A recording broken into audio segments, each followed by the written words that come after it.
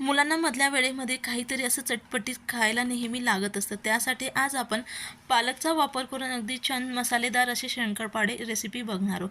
त्यासाठी मी एका कढईमध्ये हे संपूर्ण इन्ग्रेडियंट्स काढून त्याची अगदी घट्टसर अशी आपण पालकाची प्युरी घालून आता अगदी छान अशी घट्टसर कणिक ही मळून घेणार आहोत. कणिक मळल्यानंतर लगेचच त्याचा मध्यम आकाराचा गोळा घेऊन अशा पद्धतीने अगदी बारीक पोळी लाटून लयच काटेरी चमच्याने आपण टोचेही देऊन लयच आवडीनुसार याची कट हे करून घेणार. शंकरपाळ्याचे आपण लहान मोठे आवडीनुसार कट करून झाल्यानंतर साईडला गॅसवरती तेल गरम करून लगेच आपण मंद गॅसवरती अगदी छान असे हलकासा कलर बदलेपर्यंत यांना तळून घेणार आहोत. बघू शकाल अशाच पद्धतीने आता आपण संपूर्ण शंकरपाळे हे तळून घेतले.